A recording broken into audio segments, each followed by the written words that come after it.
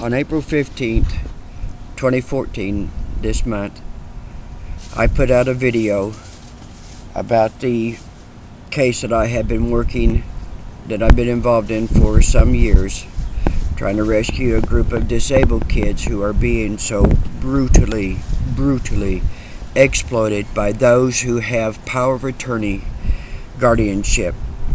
I have gone to all kinds of authorities that you can think of, even to the governor's office, with the evidence of how they're embezzling these kids' money, what they're doing to them. No help. Well, I want to show you, to validate that when I first found the hidden bank account and how they came after me, they drove me off into a dry riverbed. This is my truck. Now, this truck in 2000, my mother bought this for me. It wasn't brand new.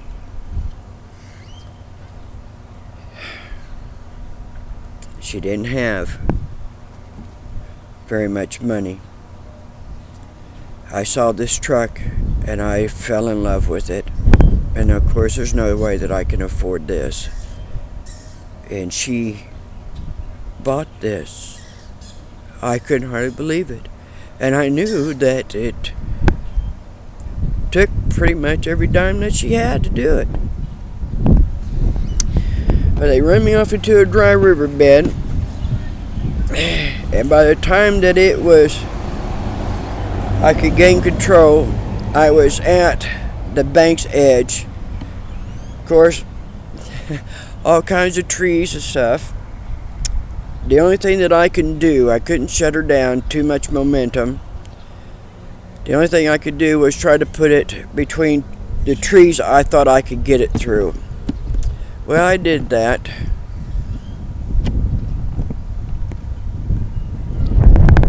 See the damage up on top? Now this yeah.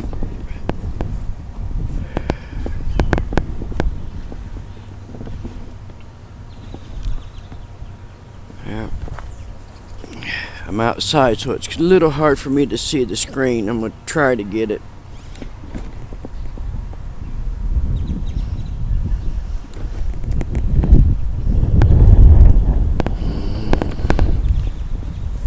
Over here,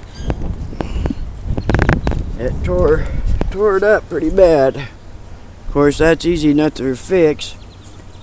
It wrecked the entire side up there and here, ripped off this panel that goes along this running board down here. I'll show you the difference.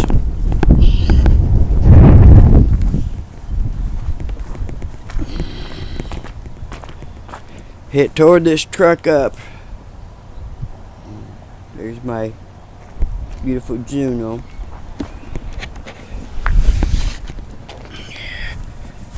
Now, I have been disabled myself since fighting a tumor that did kill me, but fortunately I was in the hospital at the time. And there's no way that I could afford to fix this. I was fighting to help these kids. It bankrupted me. They took my home away. They did everything that they could do and more. And so this truck has been sitting. I'll show you this. After this happened in December of 2002,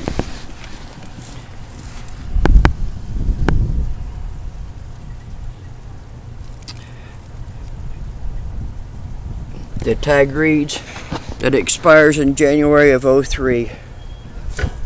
And it's been sitting all this time.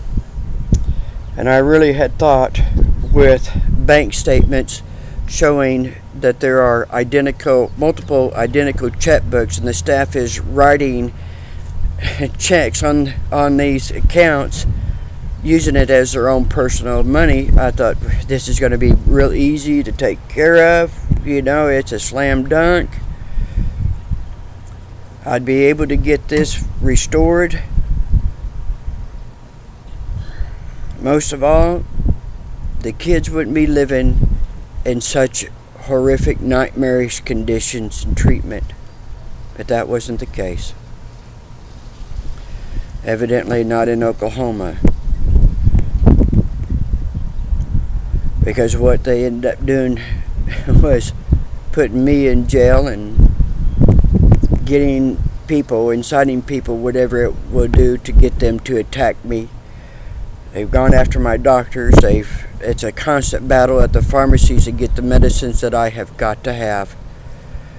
There's always, they no longer carry it, or somebody came in this morning and takes the exact same thing that you take, and so we're going to have to order more so you have it. Well, it's the 30th day.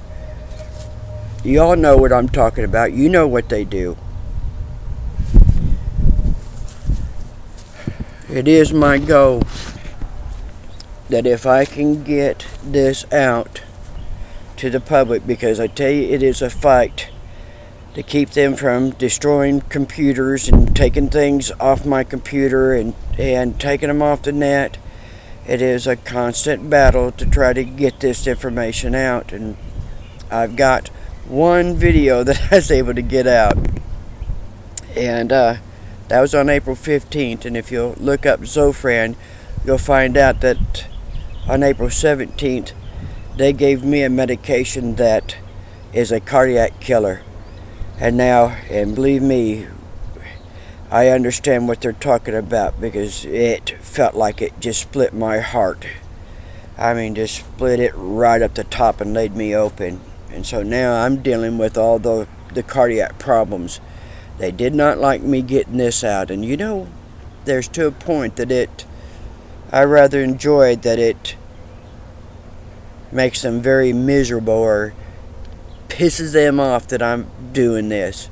So I'm just going to keep doing it, because I get a lot of satisfaction out of knowing that I am able to get this out to the public, what they did and are doing to these kids. And sure enough, I tell you, with the records that I've got, and bogus police charges, such as while I was driving this truck, about 3 or 4 weeks before they ran me off into a dry riverbed and punctured lines in the vehicle, I was driving this, and I got a public intoxication charge while I was driving my truck. I don't drink. I can't. And when that didn't stop me from talking, they ran me off into a dry riverbed. They also, when I had on the police report, the other officer that wasn't going to go along with this kind of dirty business, wrote in the report that he parked my truck. When I had a court date scheduled to fight this, and I would have won it just with that report alone, they changed the court dates, of course, without notifying me. And so the next thing I know, I'm getting a phone call from family members telling me there's a warrant for my arrest in the paper for failure to appear. And all choice I had at that time was to pay that fine to keep myself out of their grips down here at the police station. And when I spoke with the judge, he told me it was too late for the truth. So this is right at 10 minutes. I'm going to stop this. If you would, share this with everyone you can. Get this around. I promised those kids that I would never stop fighting. And right now, I tell you, they're really wanting to take me out. So the best thing we can do to give these kids some justice is to share the videos that I'm putting out. I got to stop this. Thank you for watching. People, keep the faith up, because there's more and more of us that are getting in on the fight, and we're banding together. That is the great hope of today. The brothers and sisters are coming together, hun. We're out there. Find us. Link up to my YouTube page. I'll keep you informed of the organizations that I'm with and the updates. So I'm going to have to stop this. Take care, everyone. Stay informed.